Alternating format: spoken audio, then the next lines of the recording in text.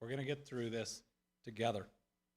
And we are living through historic times. It actually seems like a lot of history is all happening at the same time. We're in the midst of a 1 in every 100-year worldwide health pandemic, the likes of which most everyone alive has never seen. We're at a time where we are seeing widespread calls for ending racism, creating true equality, and ensuring justice is available to all. Seeing marches, activity, in many places we have never seen it before, with a lot of our next generation calling for the better world that we were supposed to have created many generations ago. I was listening to one U.S. Senator talk this weekend. He says, we have to be courageous in our compassion. And I thought about that a little bit because we've been talking about compassion a lot in Kentucky related to the coronavirus.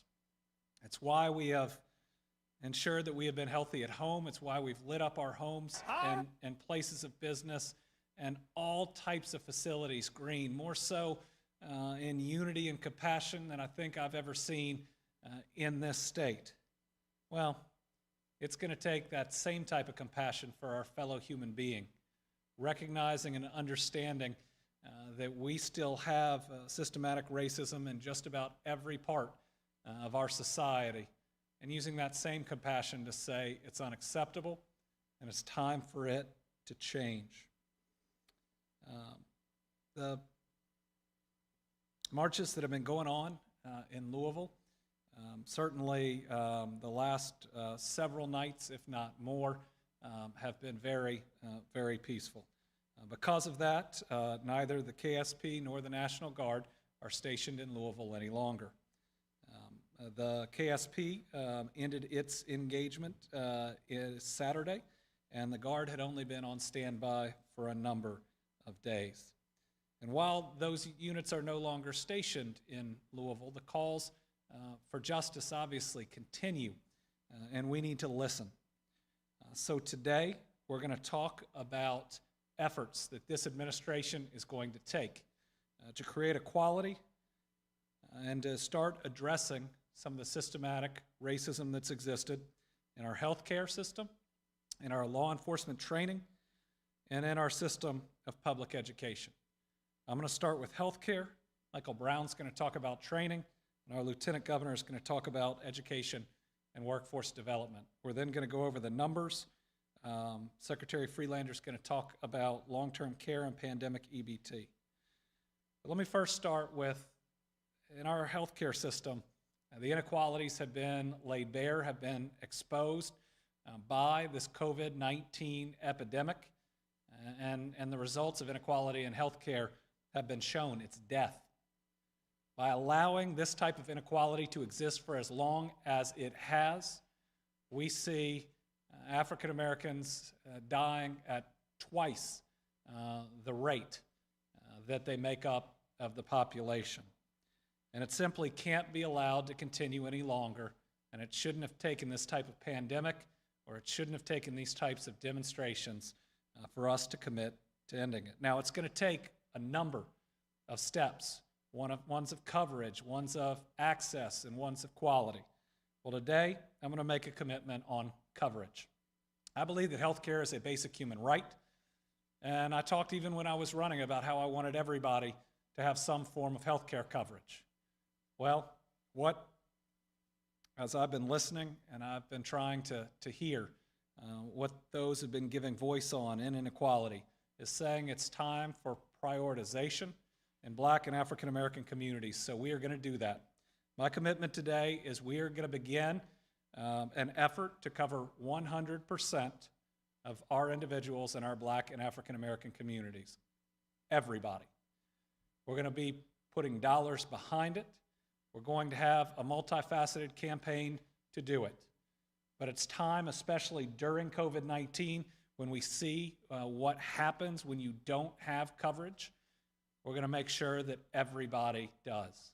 This is just a first commitment in making up for that inequality that Dr. King said was one of the most severe, and that's inequality in healthcare. Again, I want to eventually make sure that There's coverage for everybody out there, but this is the time. This is our commitment, and we're going to make it happen. Next commitment is in the area of law enforcement and law enforcement training. I'm going to ask Michael Brown to address that.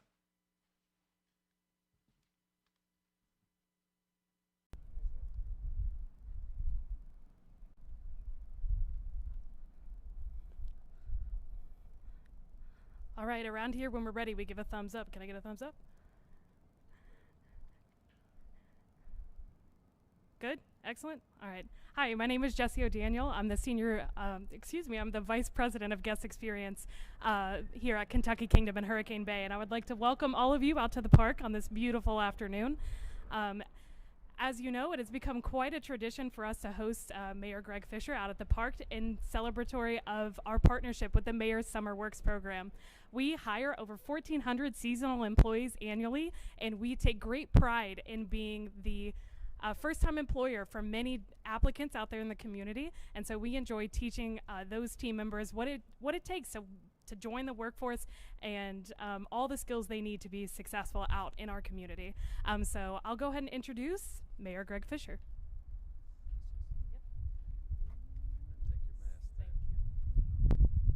Thank you, Jessie. Good afternoon, everybody.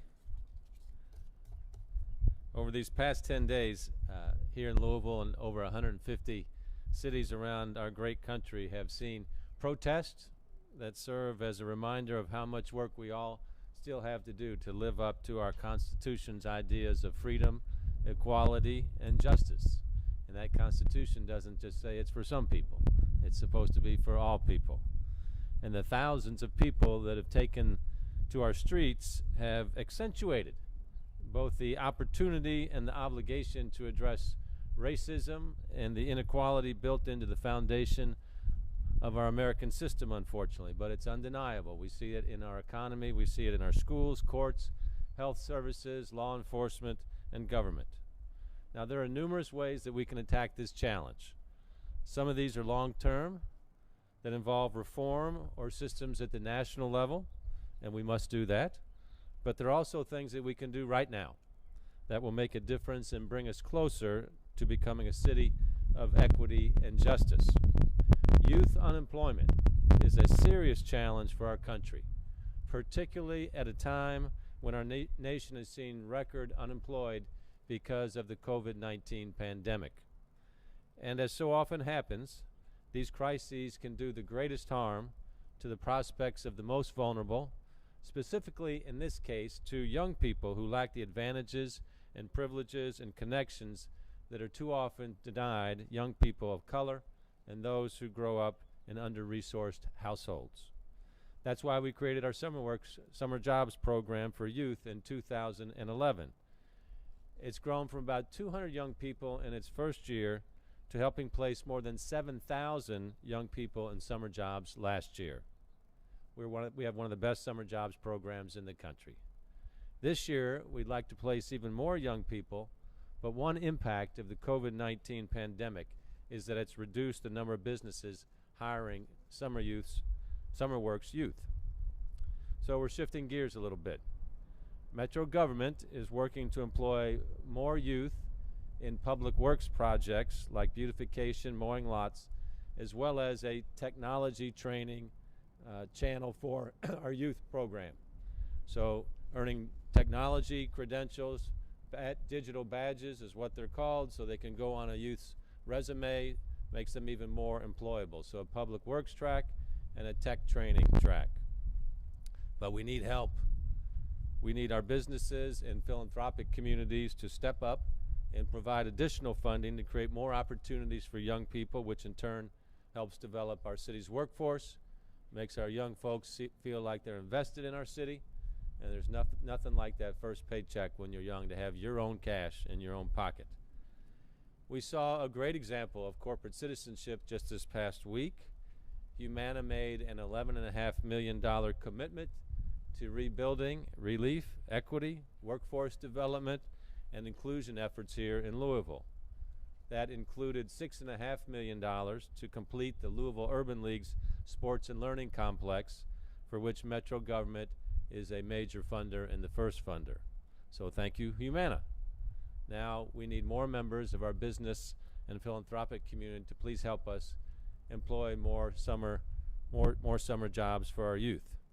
And SummerWorks provides young people the chance to develop skills that will enhance their career prospects.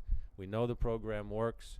A study by the Kentucky Center for Statistics, which is a division of state government, verified that SummerWorks participants are more likely to graduate from high school, more likely to enroll and stay enrolled in post-secondary institutions, and more likely to be employed and stay employed than non-participants. So if you're watching what's unfolding in the streets of America, in the streets of Louisville right now, and you're just asking yourself, what is it that I can do? This is one way that you can help.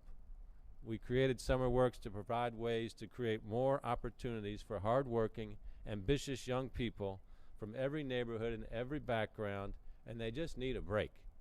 Not every kid has a parent that can help them find a job. SummerWorks is designed to be that connector for them. This program works and helps open up the American dream for the next generation of young people.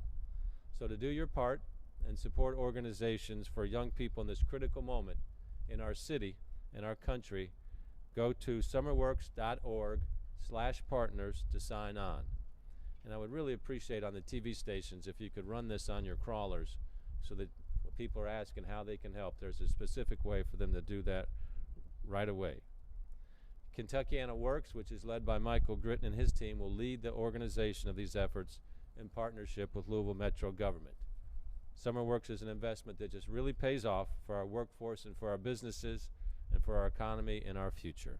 So I'm challenging Louisville businesses and philanthropy and individuals to come together and show the rest of America how we in Louisville can lead and make a commitment to justice and equity by investing in SummerWorks.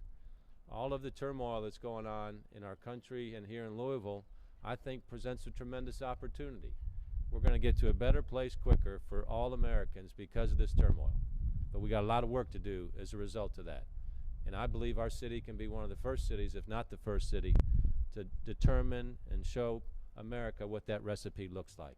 And an important part of that recipe is keeping young people employed and giving them opportunities. And that's what SummerWorks is all about. There's been no bigger champion of SummerWorks in Kentucky Kingdom.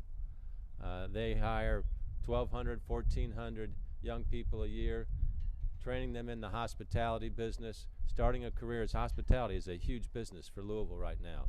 So I want to thank Ed Hart and all of his partners for really being all in on SummerWorks, and we're just delighted to be here today to launch the program and talk a little bit about Kentucky Kingdom and their reopening and their SummerWorks plans. So to do that, I'd like to introduce Ramon Finch. Ramon?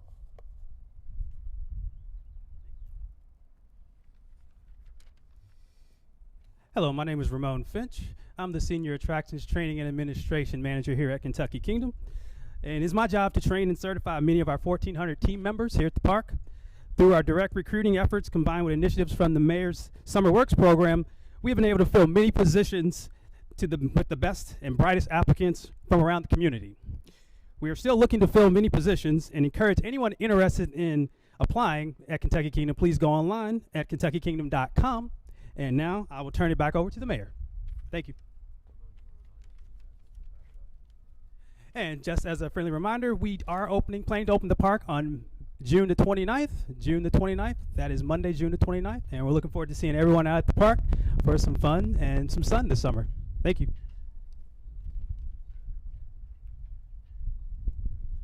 All right, what's on your all's mind today?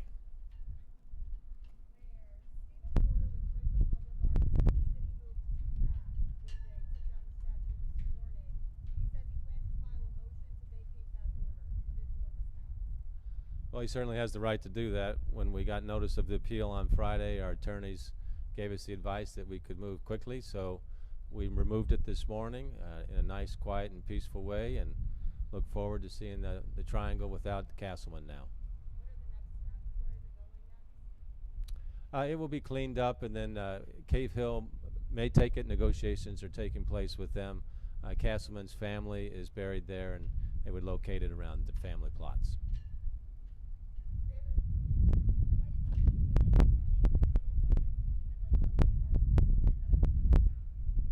we wanted to move it in the very safest way possible for everybody, and early in the morning when it was just light was coming out was the best time to do that.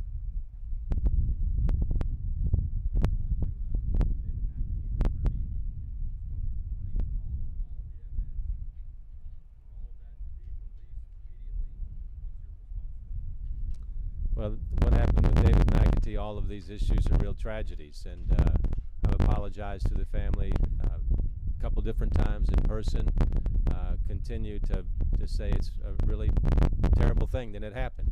Now an investigation will be underway to so we can understand what all took place, when it took place, and any eventual determination will come out of that. But anytime we lose lives, it's a tragedy. So many people knew David McAtee as well. There's just a lot of confusion on what happened, why it happened, why he did what he did, if he did what he what it looks like he did, and all that's going to come out in the investigation.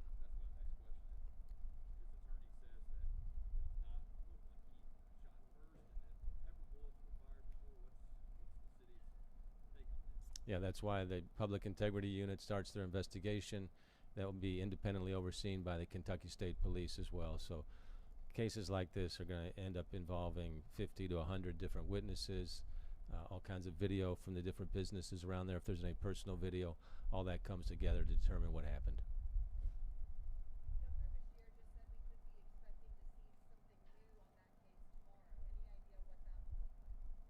I'll leave that up to the governor. I mean, Kentucky State Police obviously is part of the investigation, so I'll leave those announcements up to him.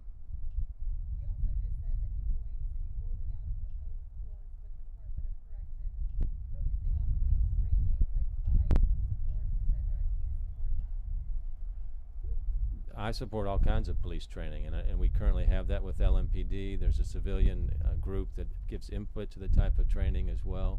So just in the past couple of years, it's been around implicit bias, de-escalation, those type of things. And then there's an in-service requirement training for every police officer every year as well as the new police officers. So any ideas possible on improving and training, we are always open to that. There's been a lot of calls around the country for police departments to be defunded, restructured. Are you considering any of those kinds of actions here? What we're considering and what we need to do more of is fund the type of programs that help people in need. So whether it's social work, whether it's trauma services, healthcare assistance, education assistance, all those type of things that families that have resources have easy access to. In our low-income communities, that's not the case. And so you've seen us over the years try to increase funding in that. Sometimes the Metro Council agrees with us, other times they don't. But one of the things I'm hoping that will come out of this moment is that people see that keeping a city peaceful is much more than an enforcement issue. That's the police just enforce the laws. We need investments in prevention and intervention, re-entry into the community, and building a community culture of police community legitimacy, but then being able to have the services that people need outside of interacting with police officers. So we have increased funding in those areas in a budget that's before the council. The big issue for us budget-wise right now, and I'd really like y'all to report on this, is what the United States Senate will be doing with the next Relief Act coming out for the impact of the COVID virus. Without more direct assistance from the federal government, we're going to end up being in a situation where we might have to lay off 500 people or so. Rest are lab confirmed. Those new cases, 46 from Jefferson. And when we look back at the numbers, a significant portion of the new cases we're seeing out there are Jefferson County. 25 from Fayette, 5 from Kenton, 4 from Grant, 3 from Allen, Boone, Franklin, Harlan, Ohio, Shelby, and Warren, and 2 from Barron, Bourbon, Davis, Edmondson, Madison, Monroe, Oldham, Campbell, Clay, Logan, Mason, and Scott. And then today we lost 1 additional individual, which again is so much lower than what we've been seeing. But again, is a loss for that family. This 66-year-old man from Hardin County. So these 2 individuals that we've lost, along with those on Saturday that were announced, in the press release, let's make sure we show them that same compassion for their pain. Let's keep lighting our homes and our facilities and everything else up green. Let's make sure that we continue to show all of our fellow human beings who are in pain or have been treated unjustly the type of compassion that we have been showing during COVID-19. When we look at the breakdown on race and ethnicity, on overall cases, on race, 72.53% white, 15.68% Black or African American, 6% multiracial, 5.36% Asian. And on ethnicity, it's right at about 85% non-Hispanic and 15% Hispanic. But then there's the death piece, which is one of the driving reasons that we had to make the announcement, and we've got to do so much more we did today on health care. Inequality here has resulted in death. And it's our job to do something about it. And while there are more long-term steps that we've got to take some action right now. No more waiting. Let's make sure everybody has the means to see a doctor, whether it's Medicaid or private insurance. Let's make sure everybody is reached and can get those options. So on deaths, on ethnicity, it's 96.74% non-Hispanic, 3.26% Hispanic. And then on race, 79.78% white, 16.44% Black or African American, that's double the population percentage, 2% multiracial, 1.78% Asian. Now the total number of tests now in Kentucky stands at 285,358. And folks, that's good news. We are seeing our testing now up close to the top 20 in the country, and our trajectory of new tests and staying above that 40,000 is significant. It is very significant. It means that we can meet the thresholds that people believe we need to safely reopen, but we can't have testing fatigue. I got a new test just today to make sure that I'm going through those steps that are needed to show that we cannot have that fatigue, and we have to continue to get tested on a semi-regular basis. Our total number of Kentuckians ever hospitalized, 2,368, currently 486. Ever in the ICU, 958, currently 76. This is a number we watch closely. It is fairly low. That's one where we're going to be concerned if it starts to rise and rise significantly. And our favorite number, the total number recovered, 3,359.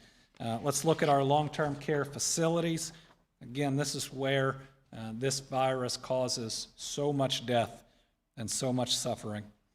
On Saturday, remember, we lost our third healthcare worker who was in long-term care facility trying to help other people. So we've had, since Thursday, this is the update since Thursday, 69 additional residents test positive, 34 staff, 7 new deaths, 1 staff member, 6 residents. 11 new facilities have at least 1 positive. But I will say, with the widespread testing that we are doing, we are, excited is not the right word, but we have had a number of facilities come back entirely negative. And right now, many of us would have thought that wouldn't be possible, but our experience with the Green River Correctional Facility shows us that if we can know everybody in a facility and whether they are positive and negative, we can take steps that can stabilize the situation and ultimately protect our people. I'm now going to ask Secretary Freelander to talk about long-term care as well as pandemic EBT.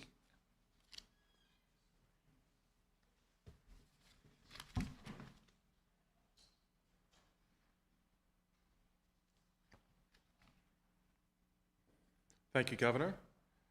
Today I'm here, as I have been here several days, to talk about long-term care facilities. You saw from the numbers that the Governor presented that this virus really does seem to attack and go for folks who are in long-term care facilities.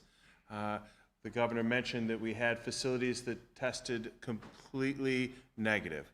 That's 22% of the facilities that we have tested have come back completely negative, completely free of the virus. So, took aggressive action. And I think, as I've said to you all, I think Kentucky can stand behind the actions that we've taken.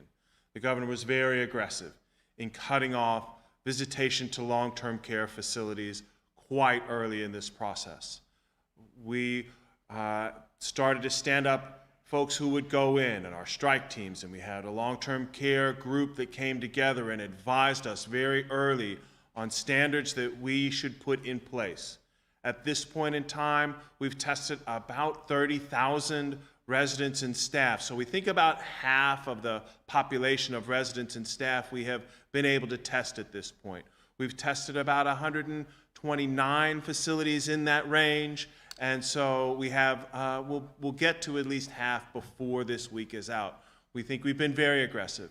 And rather than just test willy-nilly, we have tested and been strategic about how we test, so that we make sure that facilities have a plan, because we've seen in a couple of incidences when facilities haven't had plans or when the plans haven't been robust, that those facilities have real trouble making sure that they maintain the proper number of staff. And folks have really tried very hard to do that, but we have tried to be targeted. We have tried to have a plan. We wanted to make sure that we were testing aggressively and responsibly. So last week, obviously, we have numbers that make our heart hurt around staff, around residents, and around people who have passed, who have been in facilities. But last week, we were able then to figure out the Center for Medicare and Medicaid Services, CMS, the federal government, all facilities are required to report to them. So for the first time, we've been able to see how we stack up against other states. So this slide demonstrates for you some things that we've been able to do. We are in the top 10 of the number of facilities that have been surveyed, and particularly surveyed around infection control. Our resident case rate is almost just half of the national case rate. So at 62 per 100,000, and our case rate, our resident case rate is 33, 34, much less. The death rate, again, on the nation, the average is about 27.6. Ours is less than half, 11.8. So again, you look at the numbers that you see for just Kentucky, and they do. We want those numbers to be better. But when you compare them to the nation and the national averages, Kentucky has done a good job, a very good job. And so I want folks who are watching this to know that even though we talk about those rates across the state, if you look at the national level, even if you look at the worldwide level, we have done a very aggressive and good job there. So I want that to be of some reassurance to the folks who are watching this.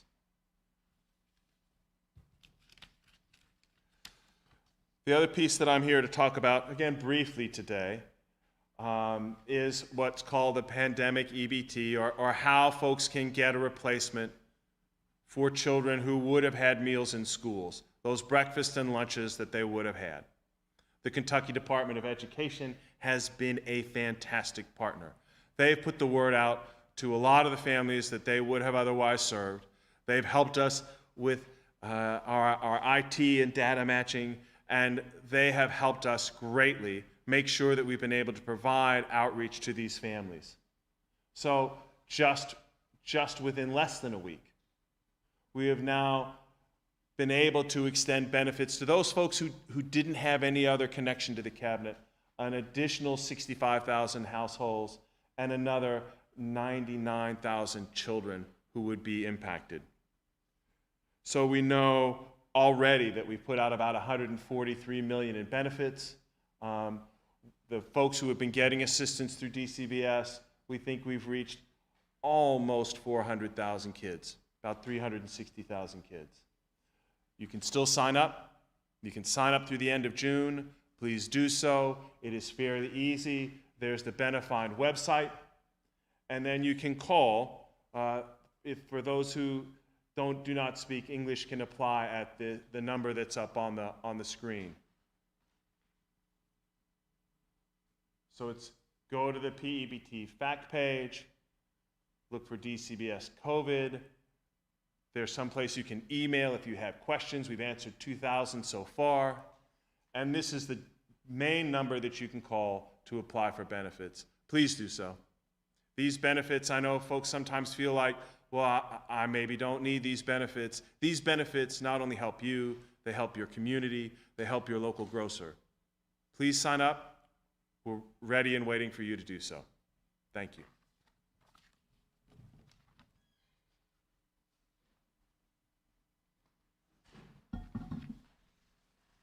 All right, at this point, we will open it up for questions. We have 5 journalists with us here today and a group of questions from home.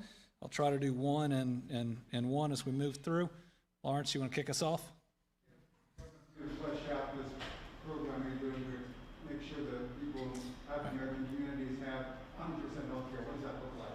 Well, the first goal that we have is to have 100% coverage. Every single individual in our African American communities to have a form of health care coverage. That could be Medicaid, that could be private insurance if they qualify for Medicare but aren't otherwise signed up for it. But every single individual to be able to have that type of coverage. Now, there are still other issues that we got to deal with. We got to deal with access. You shouldn't have to take multiple buses to see a doctor. We'll have quality issues that we have to address. We'll have other type of societal or other issues that can lead to poor health. But the thing that we can do, maybe not immediately, but start on right this minute, that doesn't require a task force or anything else, is a direct effort by this administration to get everybody signed up for some form of coverage. And the blueprints are out there on how to do it.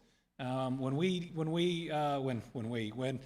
a past administration launched Connect, you saw a statewide effort, and this is going to be more targeted to try to sign up as many people as possible, and we were the most successful in the country. There are multiple groups out there that have done this at different times, and here we have more interconnection, I believe, in the community we're looking to sign up than in many other places.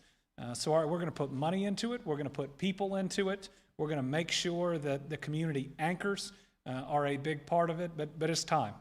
Every individual is our goal. And I'm not going to be happy with 99.5. We're going to have to go and find those extra individuals. And we saw some of that fall off in the last 4 years statewide. Less children signed up for K-CHIP, which is the children's version of Medicaid. We're going to reverse that. But it's time for the priority in this community that I've been hearing has not been there.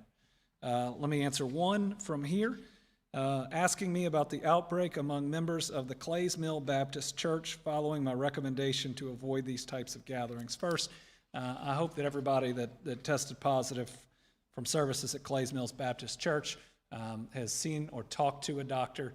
Get the health care that you need. We want all of you to be okay. I think this situation, along with some others, there was one in Western Kentucky, and along with the Supreme Court decision that's backed up our authority to do it, I hope just proves to everybody that the reason that we asked people to shut down in-person services at a time when COVID was increasing, almost doubling every week, was about protecting human life. You know, I'm a person of faith. I'm a guy who goes to church when we could every single weekend, and my kids are going on Wednesday nights. It was absolutely never about, nor would it ever be about, trying to get in the way of people going to their house of worship. But what it was about is making sure that people aren't harmed when they're going to their house of worship. And I know that the pastor of this church is the one that stepped out on the front of the Capitol with the Attorney General and said, "Stop it, Governor. We can do this safely." Well, he couldn't. So let's just make sure that when any facility, not just a house of worship, is opened, that we are truly ready and that we take the guidance seriously. That if you are having a bunch of people come in to an inside space, you ought to be asking them to wear masks and you ought to be leading with it. You got to make sure that you have the cleaning, that people are spaced out, that you don't just give lip service to these guidelines, but you put your leadership behind it. You put your credibility behind it.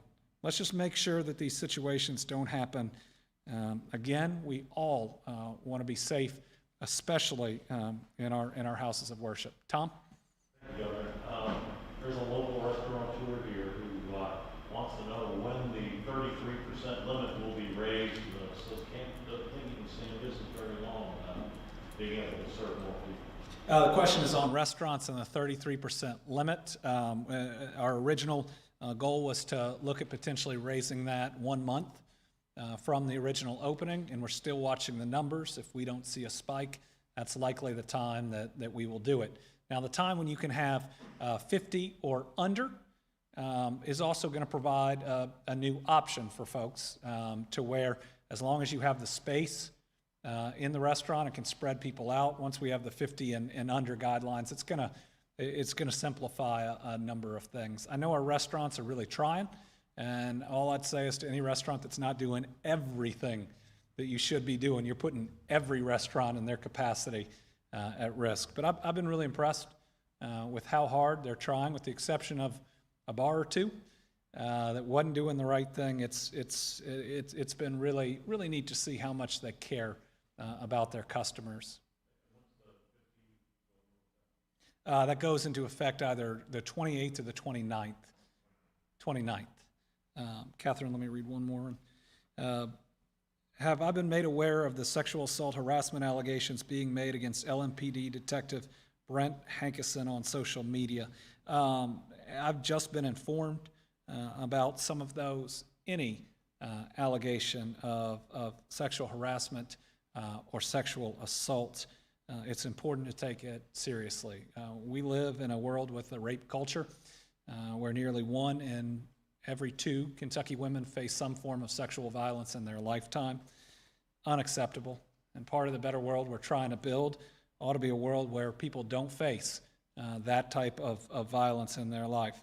So if any of those individuals, I would think, want to speak either to certain detectives in LMPD, in the Kentucky State Police, or investigators in the Attorney General's office. I know when I was there, we did it. Certainly, any of those law enforcement officers should listen and should take it very seriously. We need a better world in so many ways, and why not now? Catherine. Is an 8-hour online course for law enforcement on those things like implicit bias and enforcement, is that enough training? No. The question is an 8-hour course on implicit bias and racism and the rest for law enforcement enough? The answer is no. But it is a start. And it's a start that we can actually accomplish.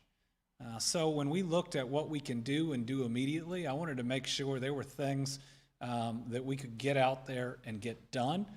And obviously we're going to have longer term announcements that come up. Is an 8-hour course enough to solve every issue we see out there? No, it's not, but it's a start. And we can have other programs that build upon it, but it's a start in changing culture for all of us. I want to say that this is not just a law enforcement issue. Implicit bias and racism permeate every part of our economy. You heard about it in education, certainly in healthcare. And so in many ways, we're all going to have to figure out what our training is, how we do better moving forward. Kentucky cases are up about 25% over the last 2 weeks. The 7-day rolling average of positives is also increasing, so it doesn't appear to be just an increase in testing. Do I still feel comfortable with the reopening strategy? I do, but we are very carefully monitoring this. I mean, we just had numbers today that are down. When you look at the weekly positivity rate, it's gone up about 1% over the last 3 weeks, from 2.07 to 2.93%. Now, we are down from a 9.77% positivity rate the 4th of May. So we just want to put it all in context, but we're watching this every day. Remember when we had a 2-week decline, and we want to get back there, it took us almost a week after that to truly see it. So we're going to see more positives. We're going to. We're going to see more positives because people are having more contacts. Now, I do worry that some aren't taking it as seriously as we should. I know we put out some initial guidance for review on education and opening schools. And I know at least in a couple situations, if we had 10 things, somebody said, well, we can't realistically do half of those. And just tell us it's still safe. Well, it's not. And this is a virus that we know certain things about, and we know that distance and masking work. And if people are unwilling to do those things, it makes it less safe. So the more people out there that wear masks, the safer we are. The more people that engage in social distancing, the safer we are. The more people that have decided that they're over it, that makes it harder. And separately, let me say that if you've been in a large group in the recent past, get tested for your safety and for others. Joe. The attorney for David McAfee's family asked today that all parts of the investigation into his death become public immediately. Secretary Barron mentioned that there would be an update on that tomorrow, but is that something that you can commit to? Well, so it's an ongoing investigation. I believe we are sharing more pieces of it more quickly than just about ever occurs in it. What I do want to make sure is as evidence is shared with the public, that it's in context. In other words, if there are multiple videos, people ought to be able to see them all together. So I want to make sure that yes, we are going to be providing evidence as we go.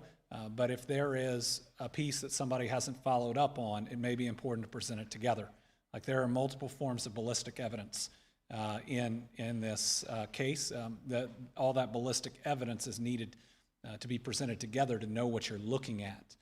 But our plan is to share details as we go forward. Let's see. As Confederate monuments come down both around Kentucky and around the country, I'm wondering what is my take on the Confederate Memorial in front of Callaway County Courthouse in Murray, and whether I'd consider taking executive action.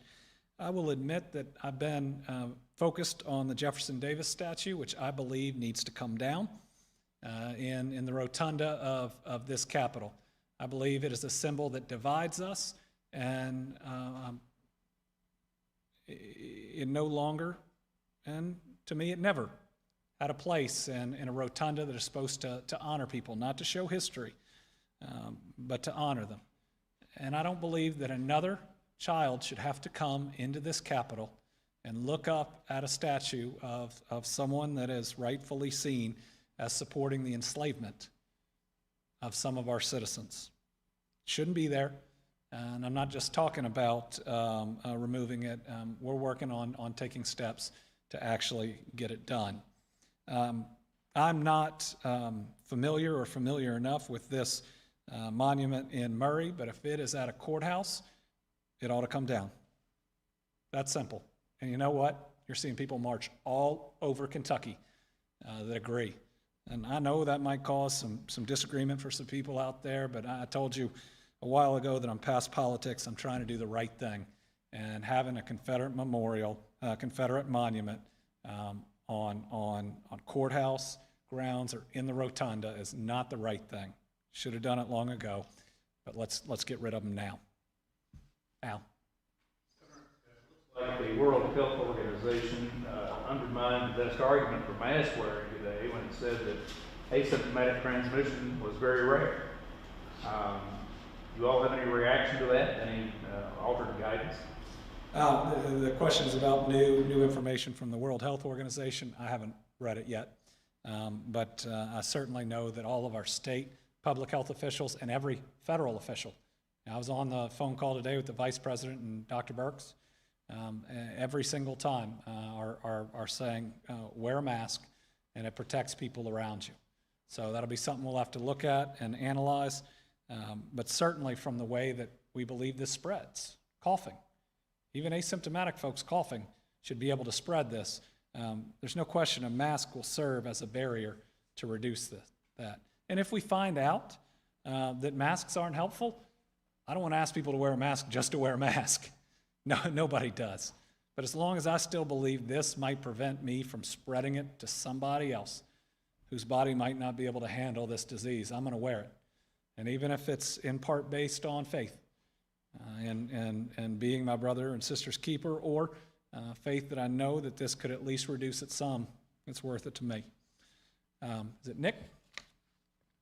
Back there? Nope. All right, back to Lawrence. I didn't miss anybody? Okay. Governor, the guidance for historical racing venues has not yet been posted. Why not? And when will that guidance be up if they're already open? Well, that should be posted. It's based on a proposal that they sent to us that we okayed. So we'll need to post that. If you want to serve an open records request, we can get what that proposal is right to you. That's a public document. Tom? The majority of the members of Louisville National Council sent you a letter today in which they're going to ask you to ask the Kentucky Department of Education to take another look at the requirements for opening up. They fear, among other things, that JCPS, for example, having to deal with 3 different scenarios is really going to squander some scarce resources.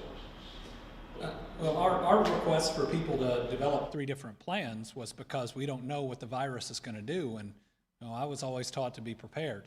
That doesn't mean that you have to put tens of thousands of dollars into developing the plans. It just means you need to be thoughtful about how you're going to do it. I mean, I think it's worth spending that intellectual capital and that time if it better protects our children. We have got to be willing within our schools, if we're going to open them the way that I want our kids back in school in the fall. But if we're going to do that, we have to recognize there's a pandemic out there, and we're going to have to do some things differently. And if we fight every difference that there would be in our classrooms, then we're just ignoring the pandemic. And I would like to think in bastions of education, we would learn from the past, we would listen to the science, we would adopt the public health. And yes, if it means that people have to do things that are somewhat uncomfortable, if we have to move desks further out, if we have to change busing schedules, if that's what it takes to make it safe, then we should consider it. Now, at the end of the day, it's going to be up to each superintendent. Each superintendent closed down schools. They'll have the opportunity to open them. And what we're going to do is we're going to put out, here is the way to make it as safe as you can. It's a worldwide health pandemic, so as safe as you can.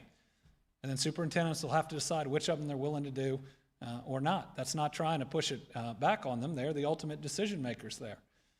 But what I'm not going to do is to say, if you won't do multiple things, you're still just as safe. No, there's no question that we can give you the steps that under our current knowledge will make it the safest. And we hope you'll take as many of them as you can and put them into practice.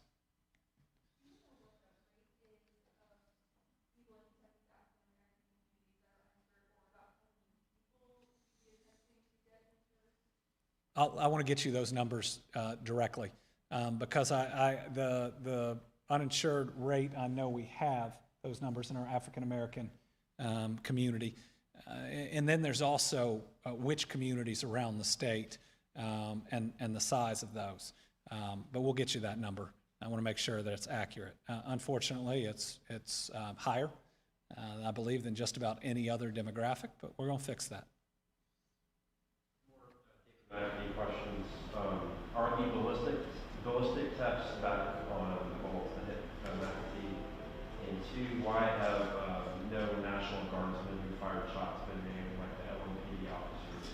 So the question on naming the National Guardsmen is with the JAG, the Judge Advocate General, because there are some different laws that come into play. We're awaiting their response to whether and how we provide those names. The ballistics, there are multiple pieces of ballistic evidence. We believe that we will have them all to present tomorrow. And that'll put all of them in context. Al? The COVID Act Now website says that from May 28th today, the percentage of contacts traced fell from 45% to 22%, which is not very good. Are those figures accurate? And if so, what's the problem? Yeah, the figures on COVID Act Now in relation to contact tracing. At one point, they had us with 50 contact tracers, and we had a lot more than that. We'll give an update on the hiring. What I know we have in place is we have the hiring significantly done for the Department of Public Health. We have the regional folks, which was that second level, just about fully hired, and now they're onboarding the additional contact tracers throughout the state. I believe that we're better than what COVID Act Now is saying. Now, are we where we need to be? No, we're not. We still have a lot of work to do there. I was a little worried that a number of members of the General Assembly just said they didn't think it'd work at all. Well, the White House says we have to do it. And I believe that we can. I believe there will be some instances where it's easier than others. Certainly, the tracing, say, through the Clays Mill incident, you certainly can determine who else was at that meeting and then trace those individuals. Sure. Afraid they're going to hear complaints from their constituents about contact tracing. I don't know exactly what's driving the legislators that voice those issues. All I know is that we have the White House, we have federal health experts, you have the governor's office, you have state health experts that all say that we've got to do contact tracing. Every single governor across the country is doing it now. So I don't know why we'd throw criticism out there from something that on all levels we say we need, and it's been done in the past. Never at something like this, but it's not new, and it's something that we just have to replicate at a much larger scale than has ever happened, admittedly. Let's try to go through one more time. Talk about the efforts again to flush things out, recruiting teachers of color. What is the percentage now of African American teachers, and where do you want to get? Let us get you those numbers. The percentage of African American teachers in the Commonwealth is far lower than the population, and way too low in all of our school systems. It's incredibly important that our students, especially our students of color, have teachers that look like them and share some of their experiences. And the numbers on attainment, I'll say that we need to be making major investments in this, and it could be transformational, but this is everywhere. It's in our state government. We'll be providing a report in the future on that, where I believe we are doing much better, but we have a long way to go. It's in so many of our contractors of different types across the state that we do business with, and we got to do better there, making sure more dollars are going to minority contractors, and when you get points on bidding on a contract for a minority contractor, that they're actually a part of the project and not just being listed. So it's time, and I'm committed. My administration is going to do everything we reasonably can to try to create the better world that's being demanded out there. Tom. Governor, Congressman Comer said today on a radio station in his district that Kentucky needs to open up businesses entirely immediately because there are businesses not in his area are getting killed by Tennessee. Congressman Comer thinks opening all businesses right now is a good idea. I think public health disagrees. His real fight there is with Donald Trump, whose administration put out a plan that, with where Kentucky is right now, would not approve of that. So if he'd like to argue with Dr. Birx or Dr. Fauci or the White House itself, he can feel free. Catherine. Kentucky has criticized you for attending that rally on Friday, speaking at that rally on Friday, and while your guidance has been to keep gatherings small still, how do you square this two, and how would you respond to that? Well, I don't worry too much when the opposing political party, the organization itself, attacks me. That's their job. That's what they do. No, on Friday, we had 1,500 young people march in Frankfurt. I think that'd make it one of the 15 largest marches that we've ever seen here. Out there demanding change and demanding a better world. and even with the health concerns, I thought this moment in time, it was important to be there. And for those individuals, it was important to talk to them. It was pretty incredible to see a whole generation demanding something better, but also, as I saw and when I went out, having some faith that maybe I can be just a small part of doing it. Now, everybody who's in one of these marches, please go get tested. It's a smart thing to do, and we want to keep you healthy. But there are some moments in time where, even though it was a personal safety issue, you know, when you look at healthcare, it's important to be there. That's what I wanted to do.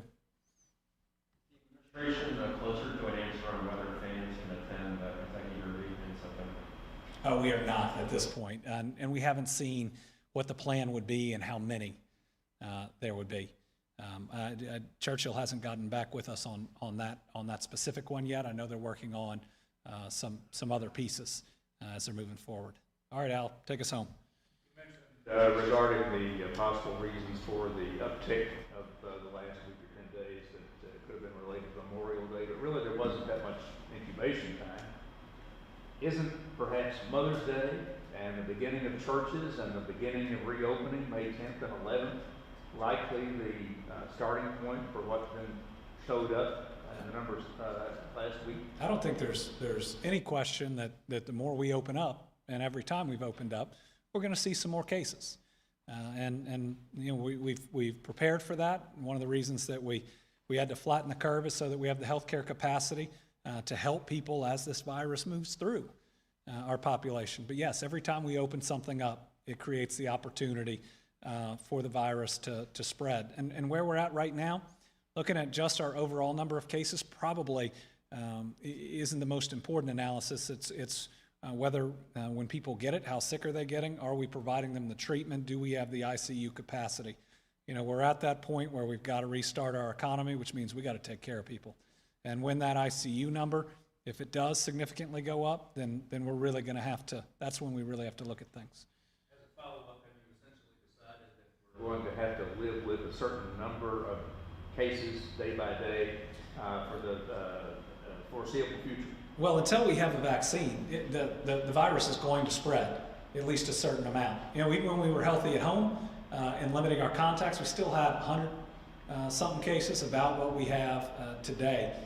I think it'll be really hard for us to get under that number in the near future. And as long as we are taking care of people, as long as we are protecting our long-term care facilities, which we really need to, as long as we're ensuring there's not an outbreak like there was at Green River, which is stabilized, and we are happy about that, and Western State, which is stabilized, then we got an opportunity to reopen our economy while dealing with this virus. The virus doesn't go away, so there are going to be cases that spread throughout us. Let's make sure we know the signs, we're willing to quarantine when we have to, and we go see a doctor when we need to. Separately, Dr. Stack made sure to remind me, if you have been putting off necessary medical procedures or checkups, we need you to be healthy. If you put off your kids' vaccinations, now is the time to go back and get them. Let's make sure that as we come out of this, we do the things to be healthy enough to deal with this virus if we potentially get it, and that we don't succumb to other issues. All right, folks, it is the end of the day. And again, I know it strikes me that we are at a moment in history that can change things in so many different ways. And I think if we open our hearts, we open our minds, we accept that we have a world that has had real problems in it. And then we use, whether it's our faith or our compassion, to say that it is time that we address them, that there is a lot that we can do together. 1,500 young people here right behind the Capitol, just telling us all of us, that they want a better world. You know, I think that we all live for our kids. We all live for that next generation. So let's fulfill our commitment. Let's satisfy those demands, and let's give them the world that they deserve. Thank you all very much. Oh, sorry, we got a video to leave you with. As you know, We've got a return in July of NASCAR here in the Commonwealth up at the Kentucky Speedway. It is the 10th anniversary of it. So they sent a message to leave us with.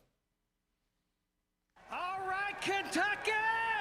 Drivers, start your engine! NASCAR is pleased and excited to announce the 2020 schedule for the annual July weekend at Kentucky Speedway.